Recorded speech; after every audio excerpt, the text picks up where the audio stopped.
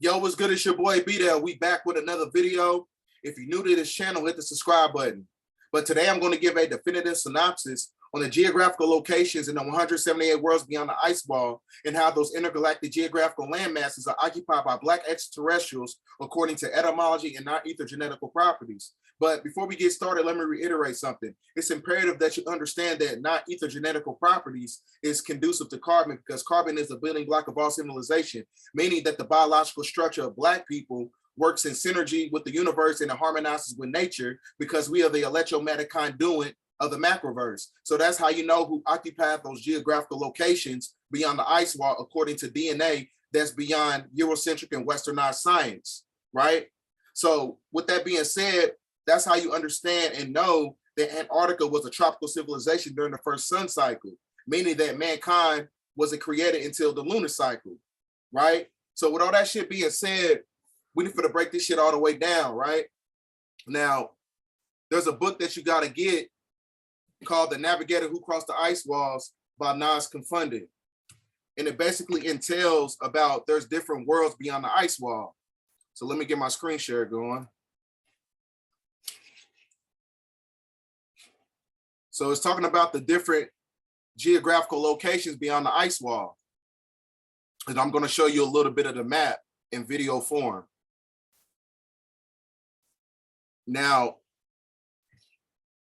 let me scoot back a little bit. This is where we at. This is what we call the known lands. The known lands is where you got, you know, where we at in the United States, and you got Asia and you got Europe. But right above here by the Asgard portal, you got Australia. Now, there's a metaphysical and there's an esoteric connection to that, because when you understand the colonization process of what happened in Australia to the Tasmanian people are basically the original Aboriginals who inhabited Australia. And then you got the Asgard portal outside the ice wall right above Australia. So now I'm going to show you the Tasmanian people. You had the Tasmanian people. These beings right here are basically the descendants of the Dawanese tribes, who are basically furry dwarfs, who are basically amalgamated from a genetic splicing program that was created by the Anunnaki. So because it's basically in alignment to the esoteric teachings of Kemet when you're talking about the goddess Bes. And goddess Bes is this being right here, who was a god in ancient Kemet. And they were basically the protectors of the children. They were basically the protectors of the pharaohs. And they were basically like gatekeepers of all the pyramids and gatekeepers of certain geographical locations all around the planet. So these beings, this being right here, are basically the progenitors of the Aboriginal people in Australia. When you're talking about the Aboriginal, the Tasmanian people, where you get the term Tasmanian devil from. See, everything that you see in these movies, when you know enough historical context, theological context, when you know enough history, you can basically pull the truth out of all these things that they're telling you, because everything that they show you in these movies is basically a documentary of what's going on beyond the ice wall. It's an emulation of it, right? So then you got this British prime minister right here. He's basically the one that colonized the land of Australia. And you can see how when they colonize the land, they take the heads of the people and basically they mark their territory, because he was working with the Pleiadians. Because when you break down the etymology of the word Asgard, we're going to go back to the video. When you break down the etymology of the word Asgard, it means Norse gods, which coincides to Norse mythology, right? So when you're talking about Norse mythology, you're talking about the Indo-European, who are the Nordics. So then when you look at the Australian flag, right? The Australian flag is a direct emulation of the Pleiadian star constellation, because that's where the Indo-European was created, through the Pleiadians, right? So now I'm gonna show you Pleiadian star constellation. It's a direct emulation of the Australian flag, which is not a coincidence, right? So that's how when they came through this portal and infiltrated the ice wall, they came into the known lands and basically colonized this landmass, because Pleiadians, they do the bidding of Draconians, and because in the book, the Draconians are basically the custodians, right? So they basically they got a contract with the Pleiadians and the Greys, and they do the bidding of Draconians, and they basically colonize and usurp all the resources and the genetics of the original people in the known lands, who are the descendants of the Anunnaki, your so-called Black people in America, right? So now, when you go to the ancestral lands are basically where the Danakil tribe was, the Nubians. So when you're talking about the Anunnaki, when you had the 200 fallen angels who was projected from a higher galaxy, the 19th galaxy, when they came down to this realm right here, they inhabited the Australian Republic first, who are the Danakil, right? And this is where a lot of your mermaid beings come from. And a lot of the mermaids, you know what I'm saying? I'm gonna show you a video real quick. When you're talking about the mermaids, right? That the mermaids, the Black extraterrestrial mermaids come from the ancestral republic geographical location. White, so that you can have a look at that. I'm really pleased about it, because normally we perceive aliens to be white, and that's never sat very comfortably with me, frankly, when I know that it's not the case. This particular group are a Black group, and they're very benign, very friendly. I have encountered them, though I can't say that I'm anything like an expert on them, but I have encountered them. They are not reptilian. The questioner uses the word reptilian. I can understand that, because when you look at them, you would see the scales, you would see the whole shape, but the correct term is amphibian. They are a hybridized form of human and amphibian. They are black-skinned. They model themselves a little bit on human culture. That's because they have existed in the oceans of this planet. That ate pollinated gods. So that I need you to understand something. When you break down the etymology of the word zombie comes from the cuneiform language, which means amen, anu, which means hidden. Apocalypse means to reveal what's hidden beyond the ice wall. So when you're talking about everything, when you're talking about the pole shift, the reversal of the pole shift that's going to happen, these ice walls is basically going to melt, and you're going to see everything that was hidden. Everything that's, being hidden beyond the ice wall is going to be revealed to the public once you have the reversal of the pole shift that's going to happen in the future. So that's why, they're giving you the reality of extraterrestrials. They got to put it in the public domain, because, that coincides with universal law. They have to tell you the truth. You see what I'm saying? And if you notice in the video, those were black extraterrestrial statues that he was talking about. So now I'm going to show you another video that tells you, they know who you are genetically, which is what I basically said, that racism is not about skin color. It's predicated upon the fact of non-ether genetical properties, because they need your genetics and able to survive the pole shift that's going to take place in between now and basically in the future. So I'm going to show you this video, another video. Pay close attention. Listen to the words that he was saying, because there's a delineation between man and mankind. Man, the original man, has 9 ether genetics. Mankind has 6 ether and 7 ether genetics, meaning that they don't have the anatomy to infiltrate the higher realms. So you got to look at that reptilian tape that I put out, and then you got to look at the other tapes I put out talking about the Anunnaki and how you need a certain genetical format in order to survive the shift. So watch this video. The stem cell technology that Peter and I are investing in is called SCMD, which takes the egg of a young fertile woman specimen, takes the egg and takes out the nucleus and puts our DNA in the nucleus. They just go and take it out. Look at these black women willing to trade in their divinity and their genetics for some fucking money that hasn't been backed by natural resources since 1934. So that's why I said, you know, these monotheistic religions, this fake ass history is to keep you outside of yourself to where you will destroy yourself for some fucking money. And look at these people, they sitting there laughing, they having dinner with these people, and they don't even understand what's going on. Because like I said, they need your DNA in order to survive the shift. I mean, at this moment in time, man, like, it's pretty cut and dry. You know what I'm saying? They got the information out there, it's in the public domain. So at this moment in time, if you don't know who you are genetically, you're gonna, you know, eventually gonna destroy yourself. Greatness that we don't see in any other race on the planet. These curvy, sexy black women from Africa. You girls have a kind of a monopoly on this genetic perfection, and we want some of that.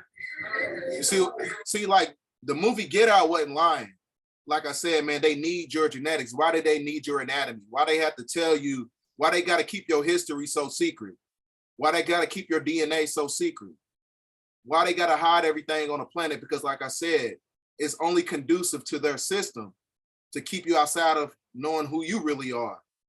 You know what I'm saying? So girls, for $100, we will pay you for your egg.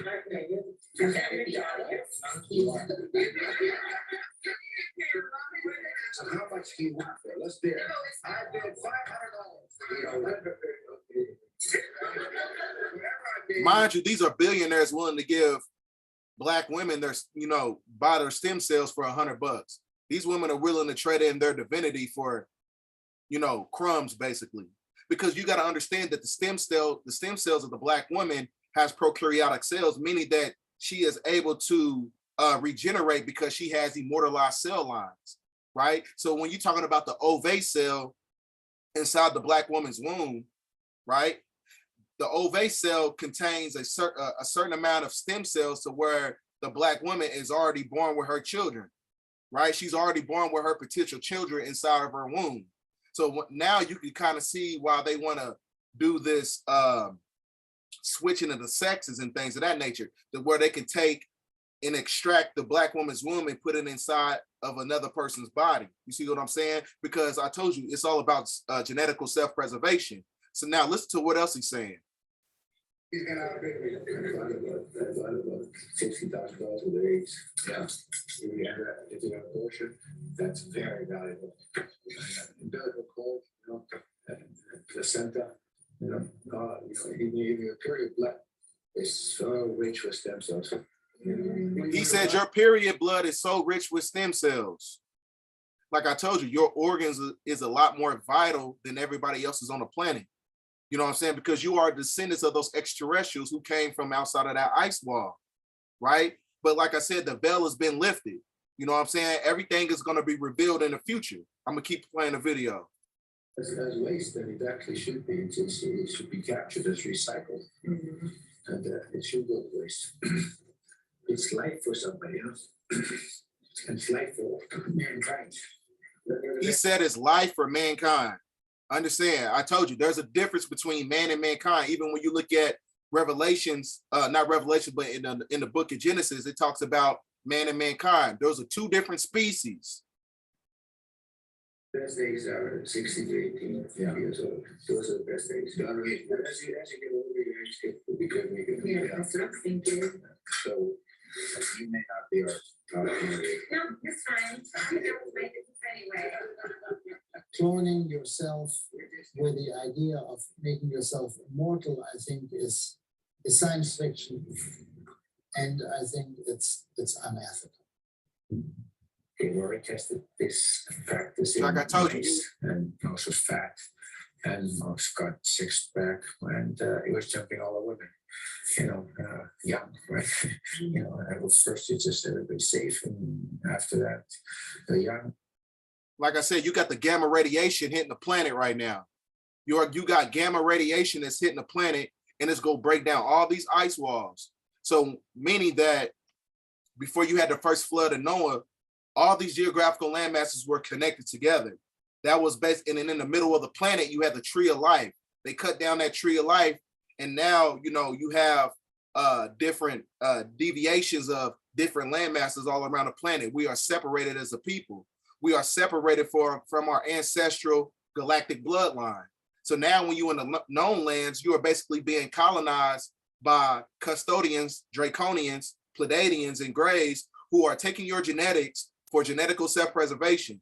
Now, I need you to understand something about the custodians. In the book, the custodians, they only take upon the anatomy of of basically mankind, because mankind, they need the anatomy of mankind to infiltrate certain domes. That's why they're able to go inside different domes all around the 178 worlds all around the outside the ice wall. So in order to infiltrate the firmament, that's because you need a certain spiritual energy, because draconians, custodians, they don't have no type of spiritual emotions. In order to infiltrate certain dimensions, you need that emotional intelligence. You need the frequency of love.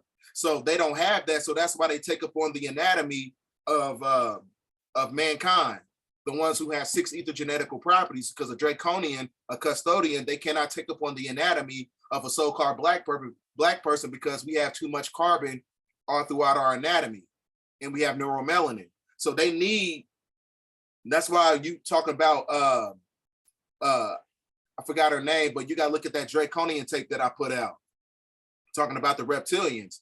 They cannot take up on the 4th and 5th dimensional frequencies, because the gamma radiation is going to expose everything on the planet. This is why this is the Aquarian age. So this is the rest of some of the lands right here.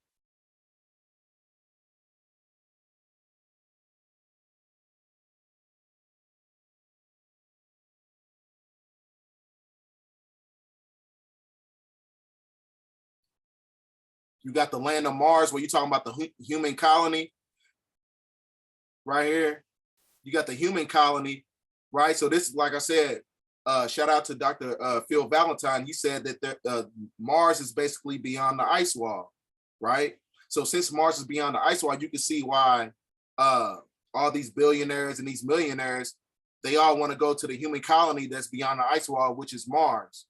But like I said, you got to get the Tartarian book as well, because it also entails that there's different forms of they use cyborgs and things of that nature. They use the land of Mars to create these synthetic beings with cybernetics and things of that nature, merging human with machine. This is what they do this in this geographical location in the land of Mars.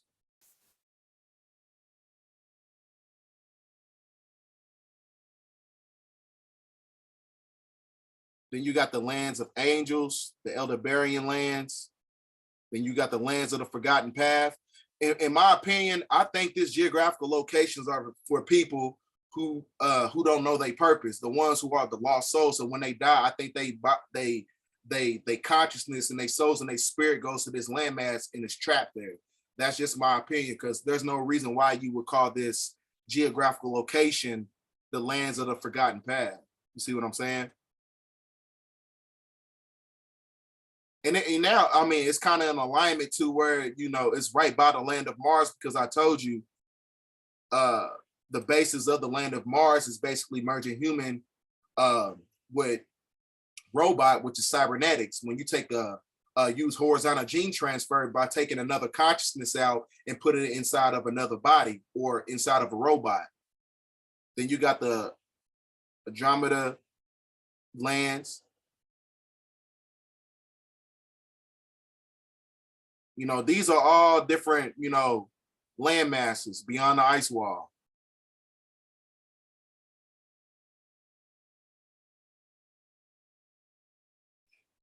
So you got that one right there, and there's another video right here.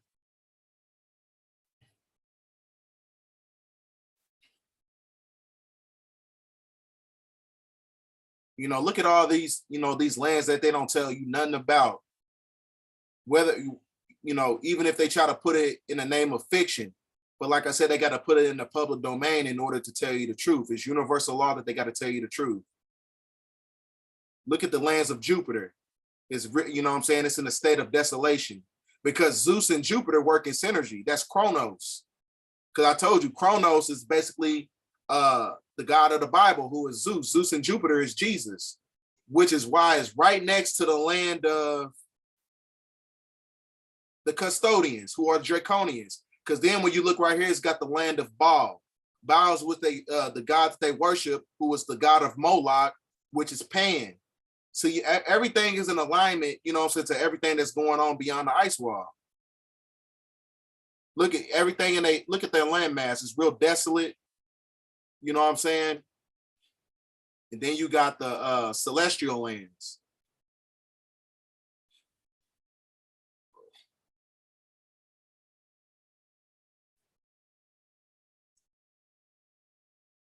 You got all types of land masses way beyond the ice wall. You got the land of Venus. Then you got the Thumban land. Like, look at all these land masses they don't tell you nothing about.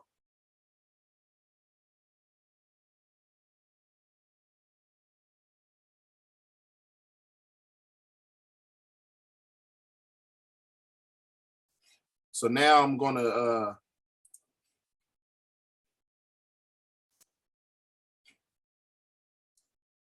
there's another one right here.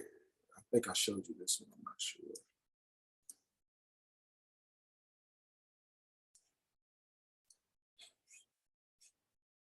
You know what I'm saying? The land of the custodians is in a state of desolation. You look at it. Then you got the Saint German lands, right? Which was Greeks. When you're talking about the Greeks are the Germans are basically the descendants of the Greeks when they created religion, or monotheistic religion, through Ptolemy. And then when the Romans got it, they got it and created religion at 325 AD at the Council of Nicaea. You see what I'm saying? Because these land masses is conducive to the history of a certain people who colonized the lands of the original people.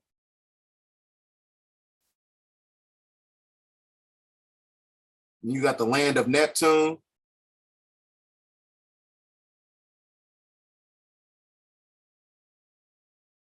Now, where is it at? Then you can look, the second Earth, the land of clones, right? This is basically a clone of everything what's going on. So how you know that this landmass might not be an emulation of everything that's going on right now? Because you got certain, what if you have your consciousness is being projected from this different geographical locations to America, or to Europe, or to Germany, or to Australia? You know what I'm saying? That's just a theory. I don't know.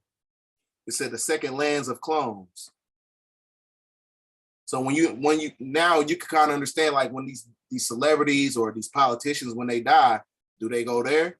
Do their consciousness get extracted and they get put back on that geographical landmass? Who knows?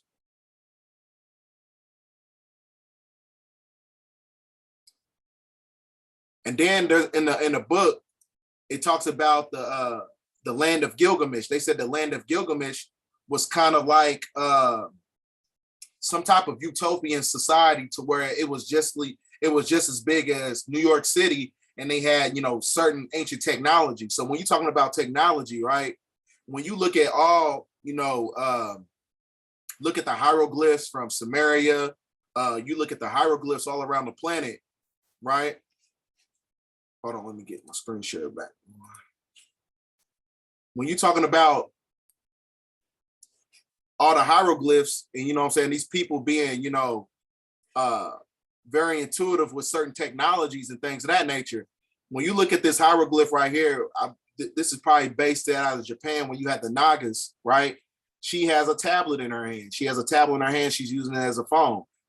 These are different forms of hieroglyphics that's basically showing you the reality of the fact that these people, these beings at this moment of time, were very high technological, right? So that's why you got to understand ontology. Ontology is basically showing you the metaphysical aspects amalgamating with nature, meaning that they're joining forces. So they show you a remnants of everything that happened on the planet through animals, through hieroglyphics, through everything, but it's up to you to have that mental and spiritual fortitude to see the truth and decipher everything that they're showing you, right? So now I'm going to read you something to give you the reality by a scientist named Martin Kenny. Martin Kenny. He said that the original or 0 point race, the etheric beings, which are all other races born, were the guys here. No, not right there. It says the Hyperborea, the Anunnaki, or the black race, was the first original race of humankind created by the Polarians. The Polarians are basically the Etherian beings, the galactic gods that you're talking about, the 200 fallen angels, who are the Riskians, right? And it says they were pushed outward after Lemuria, or the Oriental race, was created. So you got to understand something. That's showing you the reality that you had black people first, and then you had everybody else was created during the lunar cycle. Because during the lunar cycle, that's when you grab things in water. When you grab anything in water, that creates a amalgamation of different stem cells, different eukaryotic cells, splice genetics. So that is basically the precursor to 6 ether genetical properties, right? So meaning that they were basically a base people with basic instincts. So now then when you read, it said the creation of a new ring and land of a root race every 24,000 years.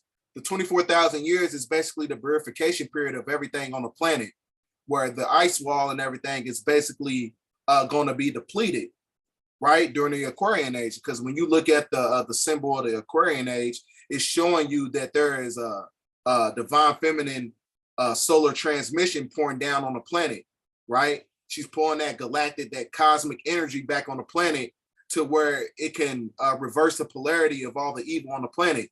So it's going to basically knock down all these ice walls that basically encapsulate the known lands that we living in. Now I'm going to show you the whole map. Now this is the whole map right here. Now when you look at the bottom of the map right here, this is Nibiru. You see Nibiru is basically in a state of desolation, meaning that, you know, that's why they created mankind, because mankind, they needed them to extract all the resources to basically create, to basically revitalize the dome around their solar system, because Nibiru has it's a tri-solar system. It has 3 suns on it, so it can only take on certain photon light energy. It can only take up on certain UV radiation. So these are the 178 worlds beyond the ice wall, all these geographical locations, you know what I'm saying? And you got us sitting right here in the middle, because before, you know, the first flood of Noah, all of these land masses were conjoined all at once. When you talking about Pangea, before the continental drift that happened, right? So now I'm going to show you. So now you got that out the way. Now I'm going to show you something. They have to give you the reality of extraterrestrial life. They do this on purpose. They do this on purpose. Now, when you look at this Daily Mail publication here, it says NASA looks to the heavens for help.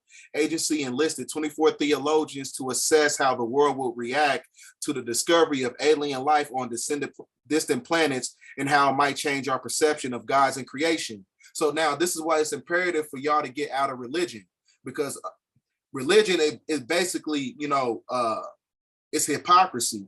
It goes against, you know, creation. Like, for instance, we got 1 billion stars in our solar system, and every star is a universe, meaning that Earth is basically a speck in the cosmic spectrum. So now, you know, that coincides to the theory if the Earth is flat or not, right? And based upon my independent research and my own logical assertions, I really believe that the Earth is cube shaped. And the only reason I say that is because when you understand the sacred geometry, where is it at? When you understand the sacred geometry of the universe, when you understand the sacred geometry of the universe, I'm looking for a picture here for a second. Here we go. When you understand the sacred geometry of the universe, all these, monotheistic religions that's conducive to the Freemasonic order, they all venerate the cube, because a cube and a circle both work in synergy. They live on two different dimensional planes. A cube is 360 degrees and a circle is 360 degrees, because what you got to understand is when you understand the matrix intuitively, Saturn and the moon works in synergy, and the moon creates 13 360 degrees concentric circles that makes up the tetrahedron Metatron's cube that sits on the top of Saturn, because Saturn has a cube on top of it, which creates subatomic particles, and those subatomic particles are cube shaped, is projected to the moon and projected back down on planet Earth in the form of a hologram. So that's how you know that we living in a holographic beta simulation of reality, right? So all these religions basically venerate the cube, because the cube is what creates the illusion, right? So in my opinion, so when you, after each 2,000 year age, astrological age, when you got the age of a Pisces going to the age of Aquarius, I think the planet in itself is cube shaped and it flips like a Rubik's cube. Now that's just my opinion. I didn't read this out of a book. I didn't get this from a source or anything like that. That's just my opinion according to my own research and my own logical assertion. Because when you understand sacred geometry, certain sigils and shapes only beget other sigils and shapes, meaning that it's a microcosm of the macrocosm. It's an emulation of something that is basically greater than. So now I'm going to show you, where is it at? Now, I need y'all to understand something when you're talking about, the pole shift, because like I said, the ice wall in itself is basically going to reveal what is hidden. So once you have these ice walls and you have this pole shift, it's only going to be a certain amount of ultraviolet light photon spectrum that's going to hit the planet. It's going to, show you the difference between man and mankind. So this is Yakub, who was the grafter of all the races on the planet. When you're talking about the Asian, Caucasian, and East Indian, who are basically genetically extracted out of the original people on the planet. So it tells you, the difference between genetical properties, because all this is basically symbolic to everything that's going to happen in the future. So that's why I had to show you this right here. I believe.